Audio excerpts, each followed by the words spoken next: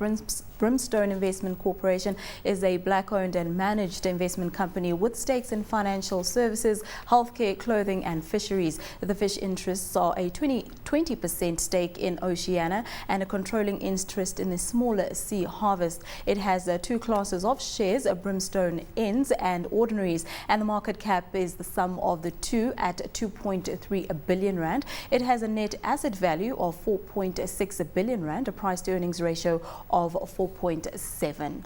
Brimstone, Paul, investment holding company, a little bit of everything, but it does have that fish. Cape-based group, CEO Vestact, the previous chairman Fred Robson and Jake Scherwel, who replaced him, very well integrated into the kind of Cape community trusts and so on, so they've done a fantastic job. Look, by far the most valuable asset in Brimstone is in fact a stake that they had in Life Healthcare. They own about 6%. They've sold a little bit to fund their ongoing operations. After that, the stake in Sea Harvest, which is another ocean-going fish company, and the 20% stake, as you say, there in Oceania, those are the two more valuable assets. Then there's a whole lot of other stuff. The two big things also to look at, I mean, they've sold the Life Healthcare, they've still got about 5% holding, but they've increased their stake in Fena Capital and also Taste Holding, and we've seen Taste has done incredibly well, obviously under the spotlight at the moment on the fishing company, you know, the franchisee. But so that's an interesting part of their business. I like the Fena Capital, I like the Taste Holding, and you know, Life Healthcare has done really, really well. So they've still got that 5% holding, 20% holding in Oceania, and we also have to talk about Sea Harvest. There's also Lion Africa.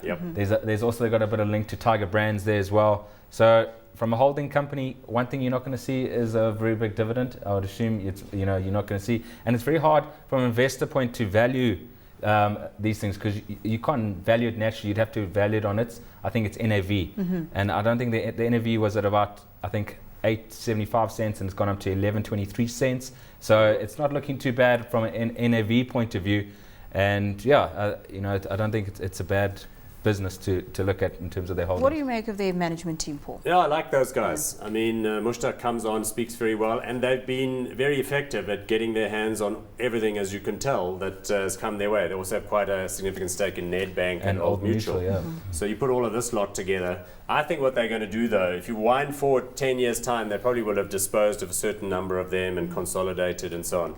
I think they're building up quite a nice control position in the fishing industry, so that probably would be an area of focus for them. Maybe again, though, there would be competition concerns.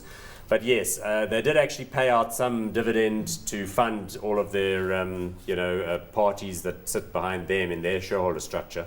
I think it was about 1.8% or something, so very, very small. And so at 10 Rand a share with the NAV being higher, look, you are dependent on the underlying investments doing well. I mean, I've been absolutely amazed at how well Life Healthcare has done, but I think it's because people wanted the pure play South Africa only hospital group, whereas the other listed companies in the hospital space have these other complications with assets in Europe. Like we've been saying, they've got a little bit of everything, but where does the value lie for Brimstone, Travis? For me, if I had to look at the value lying as Fena Capital and Taste Holding, they have increased their stake in both of those, and obviously we said Taste is on the spotlight, but it's done incredibly well for them. It's going to be interesting to see if they start to sell some of that stake in that, but the question, like Paul said, is whether they start looking at going forward. But I think that has been a big contribution to the NAV is those two brands, and also the sale of Life Healthcare. So I think going forward, it's going to be key to see what they can look at and what they can purchase. Paul? One extra little piece, I don't even know how much it is. They've got quite a significant stake in MTN Zakhele. So, I mean, that's one of my favorite companies in the world. So, it's currently under a bit of a cloud with the Middle Eastern thing and the situation in Iran. But at 155 Rand or something, I think MTN's worth more than that. And there's probably a valuation that's opened up there as well. The only trouble is, I'm not sure, can one buy investment holding companies that are traded on the market on the basis that there's a value unlock? I guess so, because they'll get stakes at a discount. But I definitely prefer operational companies in industries that I like, because then you can see where the cash flows are coming from and you don't have this valuation, sum of the parts type of issues. So hot or not? For us, we look at, like I said, the intrinsic NAV. We think it's trading 23% below that discount to that intrinsic NAV. So for us, we will give it a hot, and we do like the company.